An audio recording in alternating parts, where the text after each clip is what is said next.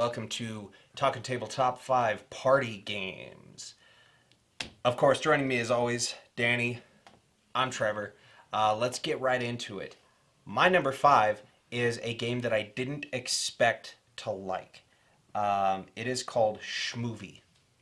So this was one that, if you played during International Tabletop Day last year, 2016, you would have seen Schmoopy. It's a game in which everyone has like a little dry erase whiteboard. You roll a die, you get a film category, a hero, and a thing. And it's like, all right, I've got a drama that stars the high school nerd, and he's trying to save the girl. And then people suggest movie titles. It's not a movie pitch. You have the judge for the round, who is the Schmoopy producer, and you've got, Gonorrhea with the Wind would be the movie title in said example there, or something akin to that. It just, whatever people come up with, they suggest it to the judge. Whichever one he likes, he picks. They get a squid trophy. Yeah, the whole thing's got that SCH theme going through it. So yeah, Schmoopy. Really fun game. Yeah, I still need to play that one. That one sounds good. My number 5 is a game that I saw, and when it was pitched to me, I didn't think much of it. Mm-hmm. But then we saw it at a convention, and easily throughout the convention, they were the loudest table. Consistently, you couldn't, if you were at a table next to them, you couldn't hear how your game was being played, because they were so loud. It's called Dead Last by Smirk and Dagger Games. All you're doing is basically like the last round of Survivor. Everybody just votes for one person to be eliminated, and the last person standing is normally the one who gets the gold. But here's the catch. It plays up to 12 people. If 9 people all vote for one person, sure, that person is eliminated.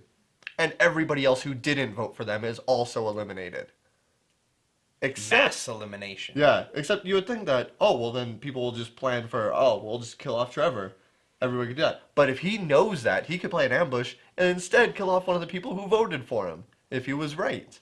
If he wasn't right, then he killed himself. But, it's hilarious because... It wouldn't be the first time that's happened. Yeah.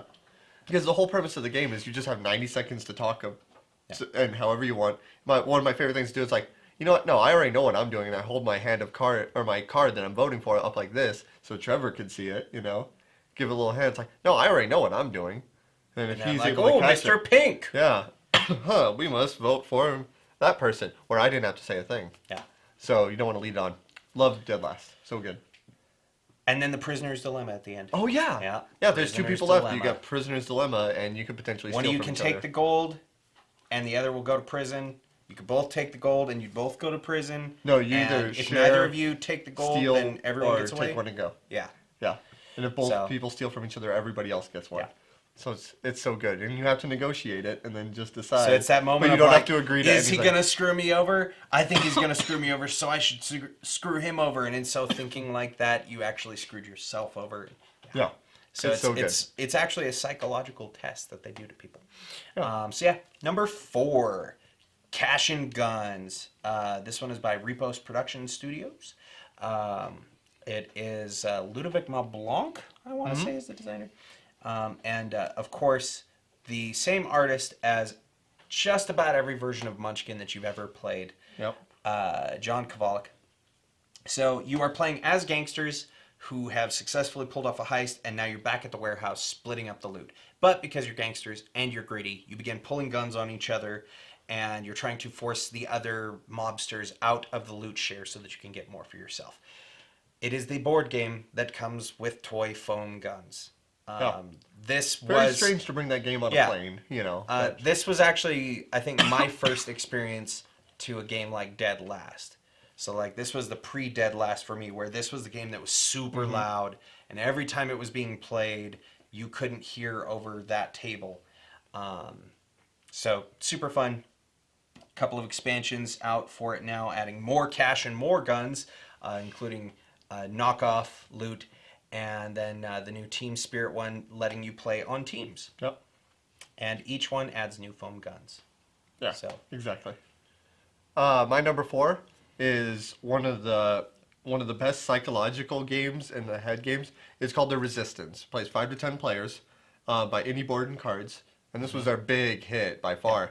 At first, it seems incredibly convoluted. It's like, well, we vote for one person picks people to go on a mission, then people vote whether they want them to or not, Yeah. and if it goes through, and then they go choose- through, and yeah. it might fail. It sounds really might convoluted. succeed, might fail. But it's really simple how it works. Yeah. Only a couple of the players are spies, and they know who each other are.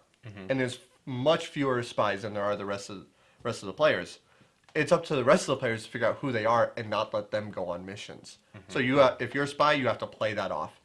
And it's just a game of pure shenanigans because everything that you do, if you're the person picking the people, you're giving information by who you're picking.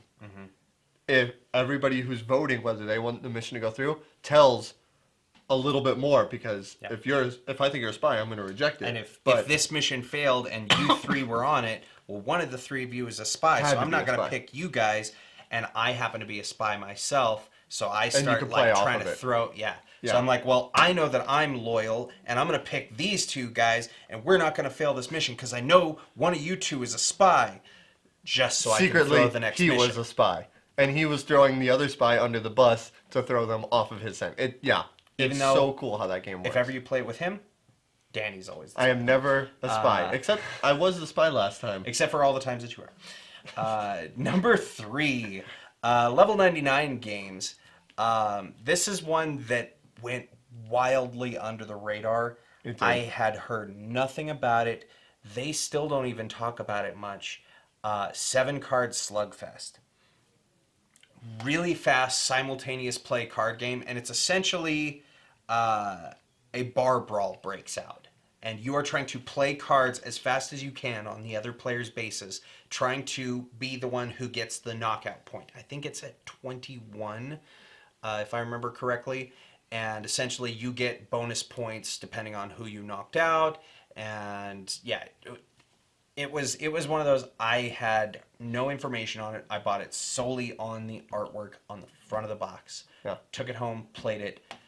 And had a blast. So fun. Yeah. So fun. Where we've got like we had I think 7 people at my house the first night that we played it, all around a coffee table smaller than this, and you've got 7 adults hunched over a coffee table like throwing cards at each other. Just a whole lot of fun. Yeah. That's a good one. 7-card Slugfest. So my number 3 is one that was actually made by a mass publisher, which is rare. Normally hobby games are a little less purchased or less bought. This was made by the guys who made Cranium. It's called Party Playoff, where you have basically a fantasy football style bracket. You have 32 categories, or 32 choices, 4 categories: actions, people, places, and things. And you lay these out at random, which there's hundreds of them. I think there's like 400 in the box, if you include both sides. Yeah. There's so many of them. You look at these just weird things. It'll be like a hula skirt, and the Rocky Mountains, and an outhouse, and air guitaring, Arnold Schwarzenegger. Just all sorts of just different things. And you have to basically pick who you think is going to win each bracket, and then finally the final one. So it gives you these weird scenarios. It's like, oh, who would win in a hot dog eating contest, a mime or Betty White? And you have to argue your case. If you picked Betty White, you have to explain why she's going to be the winner. And the whole game is just a matter of arguing, and then you end up taking it to a vote and then moving along the winner. Some are pretty obvious and cut and dry, but it's just we've had more fun with this than most games. I love it. So Nice. Party Playoff by Cranium. My number 2 is going to be similar to Danny's number 4. It is The Resistance, still by Indie Boards and Cards, except this one specifically is called Avalon. It is the King Arthur themed version of The Resistance. It plays pretty much exactly the same, except there's a few new things.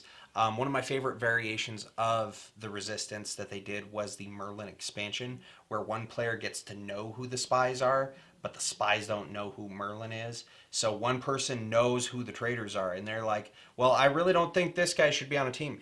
But they can't reveal that they know their identities because at the end, one of the spies is an assassin. If the assassin kills Merlin, the spies still win. Yeah. So you can't go guns blazing like, he's definitely the spy and I know it because I'm Merlin. It's like, well, you gave the game. Now the assassin knows, and now the game's over. So this is actually where that originated, was in the Avalon version. You had... they made an expansion for the Resistance. I don't think it was just... I don't think it was just an assassin. I think it was like Mordred or something like that. One of the characters in the King Arthur universe had the ability to pick a person to assassinate. And that's where in the expansion to the original Resistance, it was codename Merlin. Because in Avalon, you actually are Merlin. There's also Lancelot, who switches allegiances throughout the game. Is another great expansion. Someone can get the Sword of Excalibur, which basically gives them immediate veto power on a mission vote. Oh, that's cool. And then it passes to around the right on the table. So a bunch of cool little variations on it. Really great getting into the mythos of King Arthur in a fun party-style game. Yeah, it's really good. And it's just as good as Resistance. Yeah. So, there you go. My number 2, I also saw at the same convention as Dead Last. I didn't think anything of it. We just saw like a group of people at a table, no chairs, because you have to stand up during the game, with little foam salmon pouches with cards in it. The game's called Happy Salmon by North Star Game. Yeah, let's demonstrate this. That's a Happy Salmon, and that's part of the game. You have only 4 different actions: high five, pound it, Happy Salmon, and switcheroo. And you have 3 copies of each card. You mix them up. Everybody at the same time, they flip over the top card and announces what they have. If 2 players have that same action, you perform the action, deal down the card, and on to the next one. First one to get rid of all 12 wins. It plays in about a minute once you get good at it. Thereabouts. And then there's a variation where you play the silent version where you have to do hand gestures like Happy Salmon, high five, pound it, switcheroo. And here, watching a table of 6 grown adults giggling like schoolgirls because they're, you know, it's so great. It's been an instant hit ever since I bought it. I'm considering buying a second one just to play up to 12 players, and I have done that. I have played a 12-player version of Happy Salmon. Nice. Wow. It was ridiculous, but it was so good. But Happy Salmon, number 2. Awesome. Number 1. So initially, the Resistance Avalon was my number 1 favorite party game. My number 2 was Are You a Werewolf? Which was by Looney Labs. It was the original, if you've ever played... Well, actually, it was the very first version of that game was Werewolf. People have since adapted it into games, called it Mafia, things like that. Yeah. But Werewolf was the original printed version. Yeah, the first actual printed edition. They have since put out a variation on Werewolf called Batman Almost Got Him. I believe it's by Cryptozoic. I think so. Yeah, so it takes all of the fun of Werewolf, where you have a hidden role, but then adds poker on top of it. So you're playing a game of poker. Each one of you is one of Batman's villains, and each one has a special ability. Like the Joker can discard an ace once per game to force players to reveal their hands and see who has a Joker amongst it. And then if someone does, they got to give it to them. Things like that. So it's all manipulating poker hands. And then the lights go out, and Batman gets to attempt to knock someone out, one of the villains. The lights come back on. You play through another hand. You continue doing this. And ultimately, one of the players is going to figure out who the Batman is. So this was based off of the old Batman the Animated Series episode, Almost Got Him, of the same name, in which all of Batman's villains are hanging out at a table playing poker. They're all telling the story of how they almost caught the Batman, and then turns out he was among them the whole time. Oh, that makes sense. Oh. Dressed as Croc, in fact. Yeah. Who knew? Now you do. I haven't seen that episode, so I had no idea.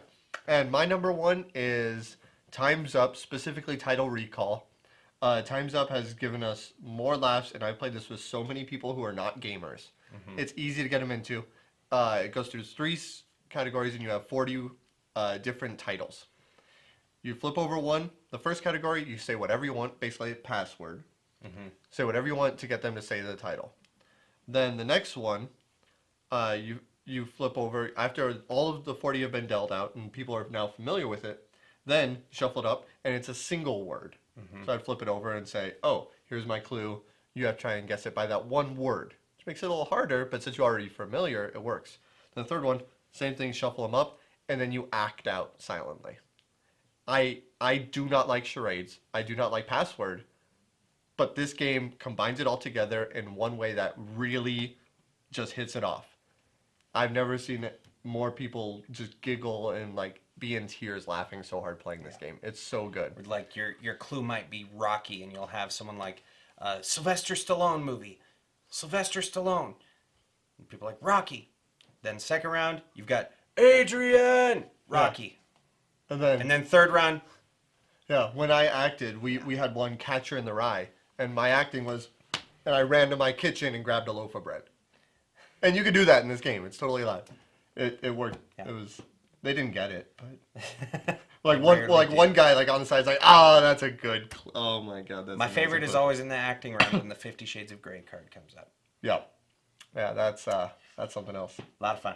Yeah. So That was our top 5 party games. Yep. That was Talking Table Top 5. you gotta get faster. Talk Talking Tabletop Tabletop 5 5. Party Games Edition. Party Games Edition. Go ahead Yeah. and lead us So out. until next time, we will see you guys in the next video for our category on Something else. something different. Yeah, we'll see you next week.